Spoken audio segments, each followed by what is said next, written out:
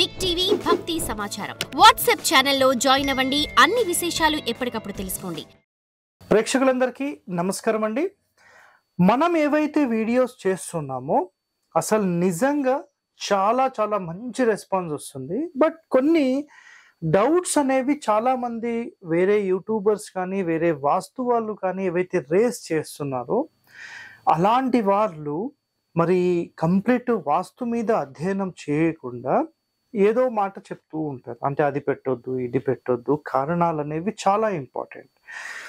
గుర్తుపెట్టుకోండి, మీకు మేము ఆర్కిటెక్చర్ నేర్చుకున్నాము అంటే వాస్తు వాళ్ళు ఆర్కిటెక్చర్ నేర్చుకున్నాము, మాకు కంప్లీట్ ఈ స్థాపత్య వేదానికి సంబంధించినవి వచ్చు అని ఎప్పుడైతే మాట్లాడతారో గుర్తుపెట్టుకోండి, కేవలం వాళ్ళు ఆర్కిటెక్చర్ బేస్ మాత్రమే మాట్లాడగలరు, వాస్తులోని డెప్త్ మాట్లాడలేరు.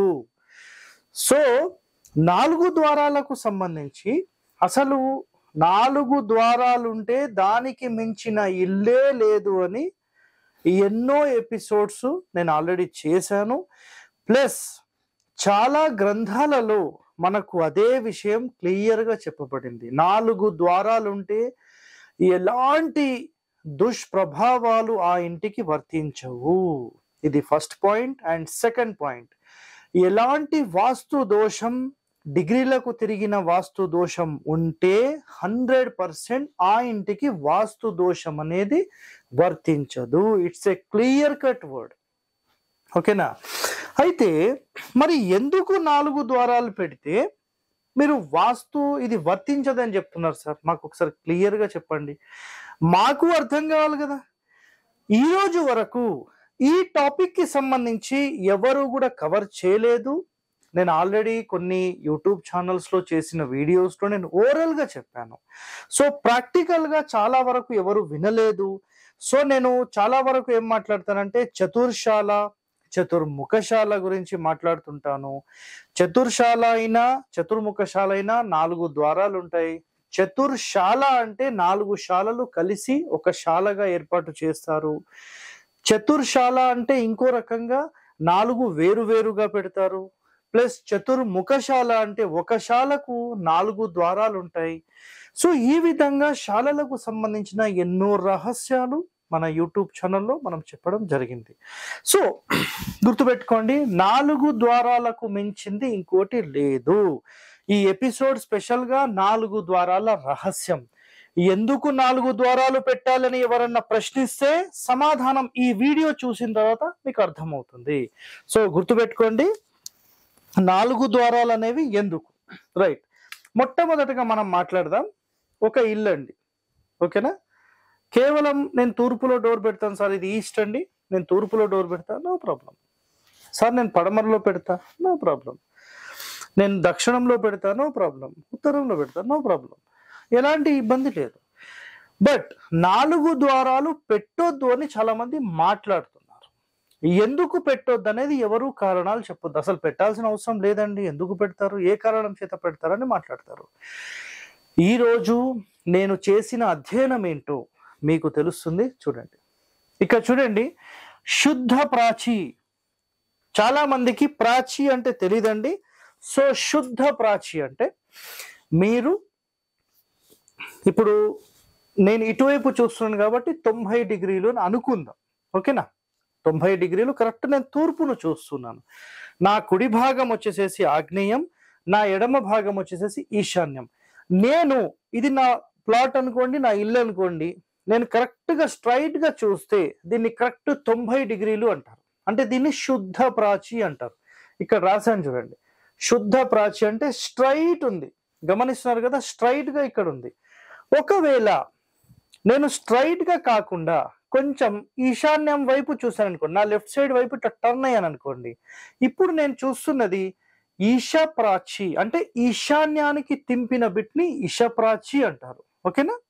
సో శుద్ధ ప్రాచి ఇప్పుడు మీకు క్లియర్గా అర్థమైంది. నేను ఈశాన్యం వైపు చూస్తే ఈశప్రాచి. నెక్స్ట్ ఒకవేళ శుద్ధ ప్రాచి నుంచి ఆగ్నేయం వైపు టర్న్ అయ్యాను అనుకోండి, దీన్ని ఆగ్నేయ ప్రాచి అంటారు. సో తూర్పు, దీన్నేమో శుద్ధ ప్రాచి, ఈశ ప్రాచి, ఆగ్నేయ ప్రాచి. క్లియర్? అర్థమైంది కదా మీకు? సో ఇప్పుడు ఇక్కడ ఎందుకు అనేది నేను రీజన్ చెప్తాను చూడండి.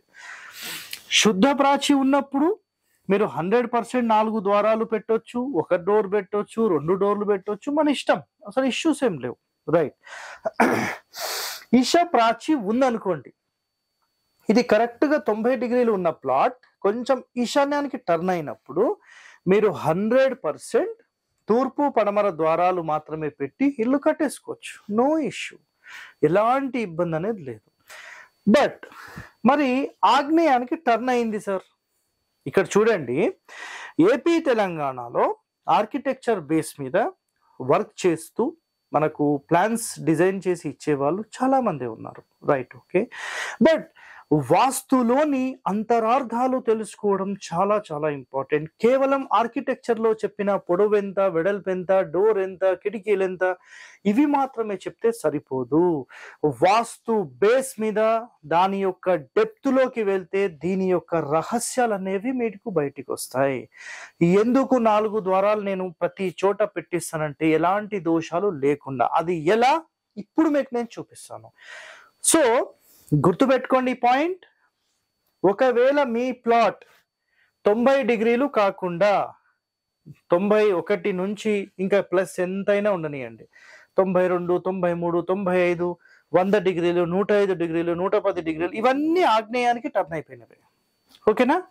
సో ఇప్పుడు మీరు గనక తూర్పులో మధ్య ద్వారం పెట్టారనుకోండి, ఒక ఎగ్జాంపుల్లో తూర్పులో మధ్య ద్వారం పెట్టారు. సో ఈ డోర్ ఇప్పుడు ఎటు చూస్తుంది? ఆగ్నేయాన్ని చూస్తుంది. అర్థమైంది కదా మీకు? ఆగ్నేయాన్ని టర్న్ అయింది. సో ఈ డోర్ పెట్టడం ఒక దోషంగానే పరిగణించబడుతుంది. అంటే ఆగ్నేయపు చూపు ఉన్న దాన్ని మనం ఈశాన్యం చూపు చేయలేము, క్లియర్? సో దీని ఆపోజిట్ లో మళ్ళీ ఇంకొక డోర్, యోని సూత్ర క్లియర్ ఉండాలి కాబట్టి పెడుతున్నాం, రైట్? Okay, done, clear. ఒకవేళ చాలా మంది స్థాపత్య వేదం బేస్ మీద మాట్లాడే వ్యక్తులు ఇక్కడ ఏం చేస్తున్నారంటే, ఒకవేళ ఈ బిట్ ఇక్కడ చూడండి, ఇదే బిట్ అయితే ఆగ్నేయం వైపు టర్న్ అయితే ఈశాన్యం నుంచి ఎంటర్ అయి ఉత్తరం దిక్కులో మెయిన్ డోర్ పెట్టించి, ఇక్కడ మెయిన్ డోర్ పెట్టించి దాని అపోజిట్ లో కిటికీ పెట్టించేస్తున్నారు, రైట్? ఇది ఎందుకు పెట్టిస్తున్నారు అంటే గనక, ఈశాన్యం నుంచి ఎంటర్ అయి లెఫ్ట్ పోవడం అంటే ఎందుకు పెట్టిస్తున్నా ముందు చెప్తున్నాను. మనము ఇక్కడ చూడండి, ఇది ప్లాట్ అయితే ప్లాట్ ఆగ్నేయానికి టర్న్ అయింది, రైట్? ఓకే, ఇక్కడ ఆగ్నేయం టర్న్ అయింది కదా, అప్పుడు ఈ ఉత్తరం ఫేసింగ్ ఏమవుతుందంటే ఈశాన్యానికి టర్న్ అవుతుంది. మీకు అర్థమవుతుందా? ఇది శుద్ధ ప్రాచి అయితే అన్ని డిగ్రీలు సేమ్ ఉన్నాయి. నేను ఆగ్నేయానికి టర్న్ అయినప్పుడు నా ఈ ఫేస్ ఈశాన్యం వైపు టర్న్ అవుతుంది. అంటే ఉత్తరం ఇటు ఉంది కదా, నేను ఇట్లా టర్న్ అయినప్పుడు ఈశాన్యం, ఉత్తరం ఈశాన్యం వైపుకు టర్న్ అవుతుంది. అయితే ఇలా టర్న్ అయినప్పుడు ఈశాన్యం ఎంట్రన్స్ తీసుకొని ఉత్తరం డోర్ పెడితే గనక అది ఈశా ప్రాచి అవుతుంది. అర్థమైందా మీకు? ఇక చూడండి, మీకు క్లియర్ గా చూపిస్తాను నేను మళ్ళీ. ఇది వచ్చేసేసి కరెక్ట్ గా 90 డిగ్రీలు అంటే 0 డిగ్రీస్ అనుకుందాం ఉత్తరం. ఒకవేళ